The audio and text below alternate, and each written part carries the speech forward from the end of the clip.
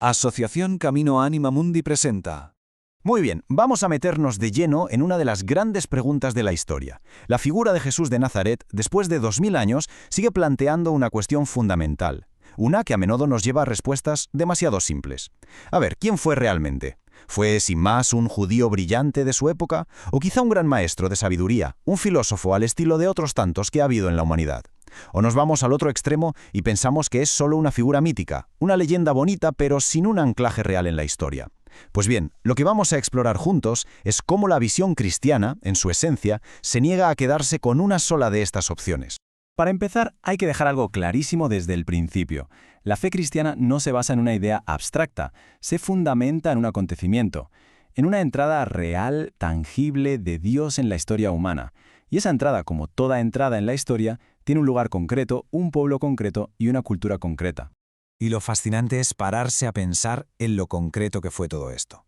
Jesús no es una idea flotando en el aire, fue un judío de carne y hueso. ¿Qué significa esto? Pues que su oración vibraba con los salmos de Israel, que su inteligencia se afiló discutiendo las escrituras en el templo y en las sinagogas, que su año estaba marcado por el calendario de las fiestas judías. El lenguaje que usaba, los símbolos que manejaba, toda su forma de estar en el mundo estaba empapada de la memoria viva de Abraham, de Moisés, de David. Esto no es un simple decorado, es la materia prima de su existencia. Y aquí, ojo, porque este es el punto crucial de todo. La encarnación no es como una obra de teatro en la que Dios se pone un disfraz de humano por un rato. No. Si Dios entra en la historia, entra de verdad. Asume una carne, una lengua, una herencia cultural, una manera de ver el mundo. Por eso, negar la profunda judeidad de Jesús sería como vaciar de contenido el corazón mismo del misterio cristiano. Pero, y aquí empieza la tensión fascinante, esta raíz, tan importante como es, no es el final del camino. Entonces, si hemos visto que su raíz histórica es absolutamente fundamental, ahora tenemos que ver cómo su identidad última la desborda por completo.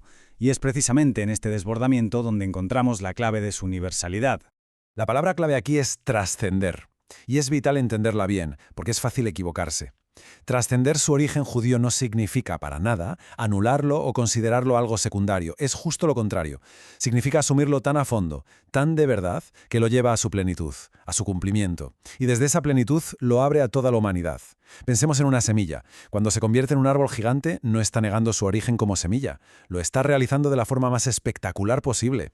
Fijaos, porque esta distinción nos va a ayudar mucho.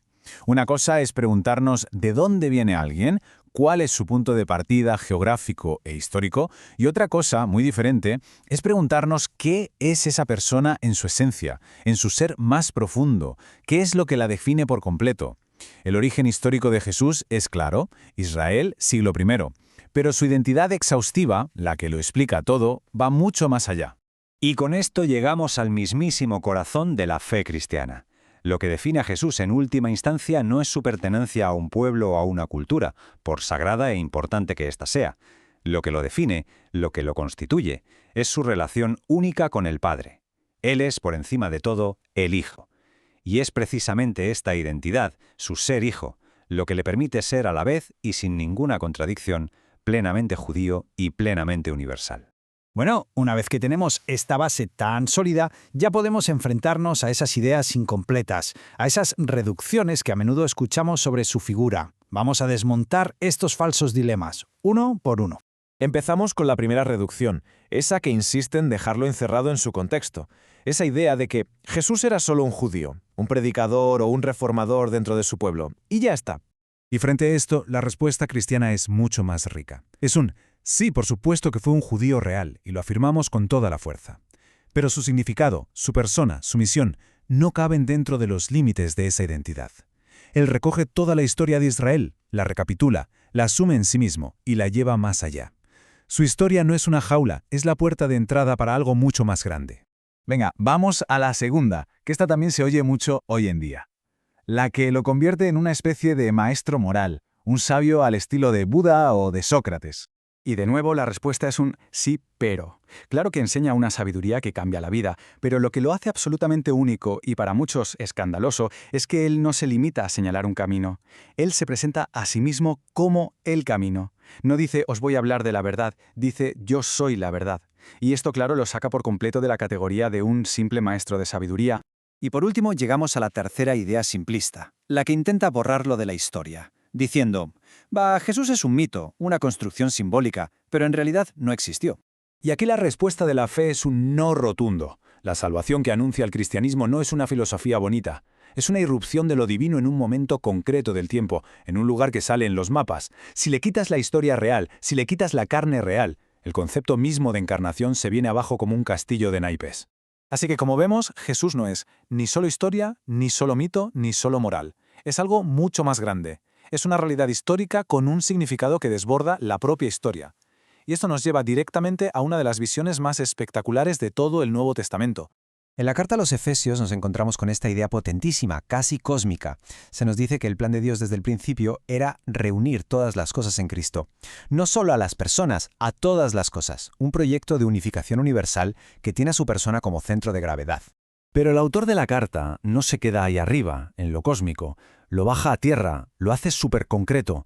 Habla de dos pueblos, que en aquel momento eran judíos y no judíos, separados por un muro de desconfianza y enemistad, y afirma algo increíble, que Cristo es, en su propia carne, la paz que derriba ese muro.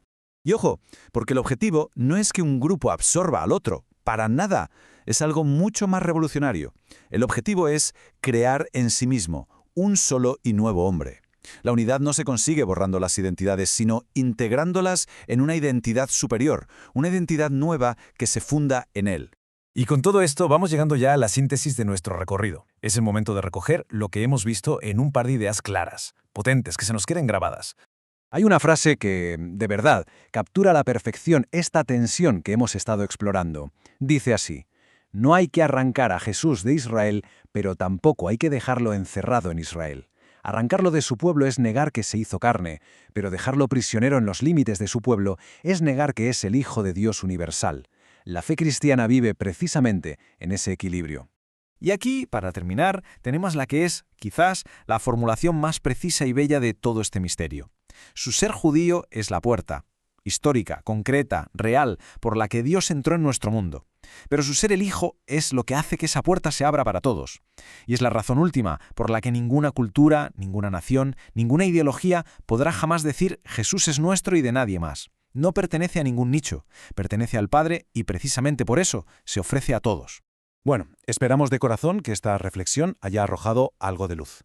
Si todo esto ha despertado más preguntas o simplemente el deseo de profundizar, la invitación está hecha. Se puede poner en contacto a través del correo electrónico que ahora mismo aparece en pantalla.